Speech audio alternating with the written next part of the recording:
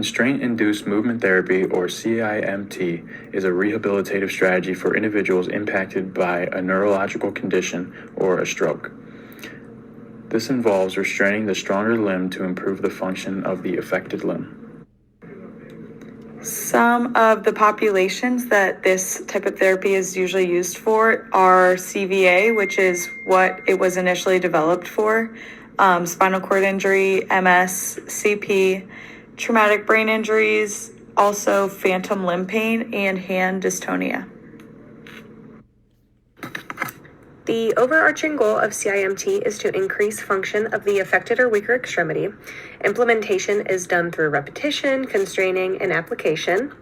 Repetition is done with a task-focused approach.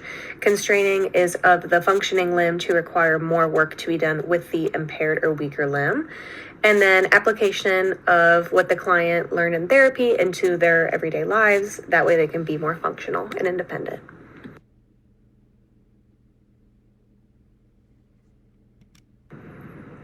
This is diving a little bit deeper into what we discussed on the last slide.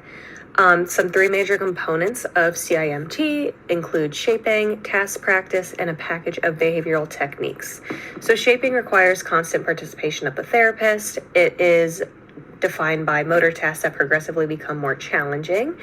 There's usually 10 to 15 tasks that are performed for 10 to 30 second trials each task. And then after 10 trials, the task is changed into the more challenging one. Task practice occurs for 10 to 20 minutes. It's repetitive practice of tasks, and the therapist provides infrequent encouragement. And then once the session is done, they discuss, give feedback, talk about what could have gone better, what went well, and just help them develop the skills needed to be more independent and functional. And then lastly, the package of behavioral techniques. It's focused on transferring skills learned inside the clinic to outside in their daily lives, which is similar to the last slide when we talked about application. It includes daily assignments, and then it works to help identify barriers to participation. When considering the type of restraint that we want to use in therapy, we need to consider what joint or extremity needs to be restrained, how long it's going to be worn for, and we need to consider the comfort of our clients as well. So we have slings, casts, splints, half gloves, mitts, and triangular bandages. This black and white photo shows a triangular bandage. You can see that it is a piece of fabric that they tie around the client's neck. Top right corner is a mitt. Below that we have a sling, and then the last photo is of a cast. Here's a list of the common settings where you will potentially see constraint-induced movement therapy. The first one being outpatient rehab. This is most common setting for adults. And the schedules allow for daily therapy sessions, which will help with improving their progress faster. The next one is inpatient rehab.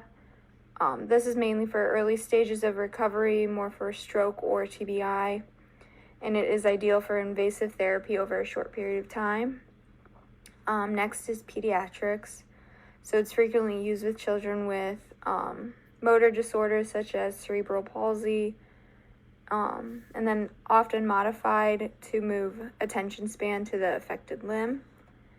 And then lastly is home health, which involves caregiver training and promotes real-world tasks in the natural environment.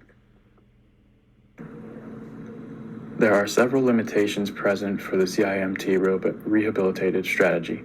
Some of these include not suitable for all clients due to the affected limb may be too impaired for function. Poor cognitive awareness could limit the client's inability to follow CIMT protocol. Time intensive for supervision purposes due to the long periods of time where the client is using this strategy.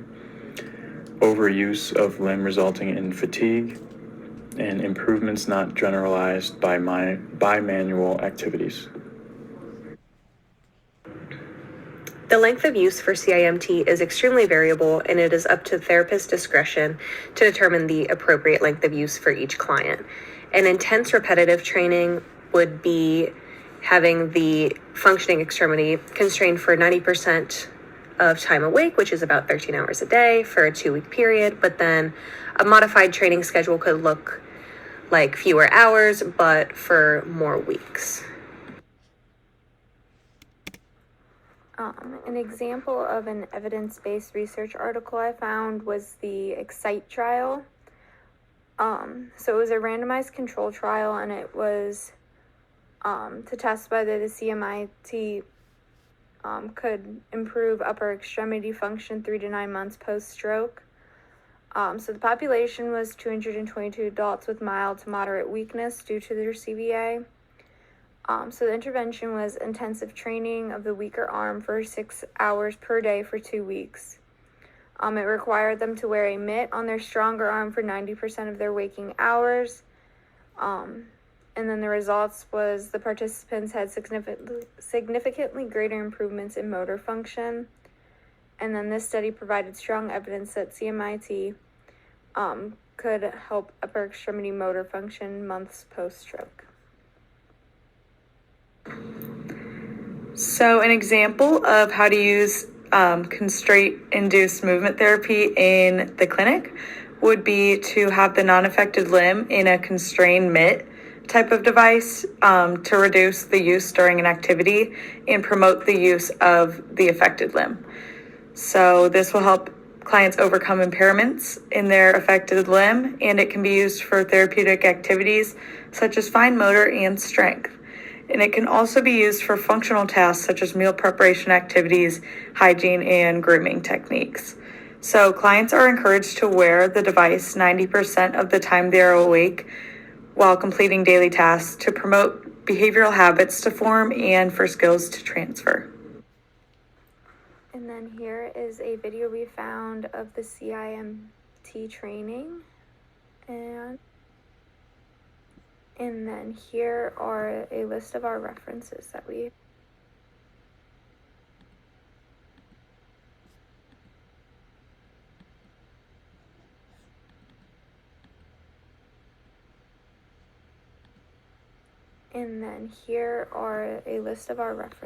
we have found.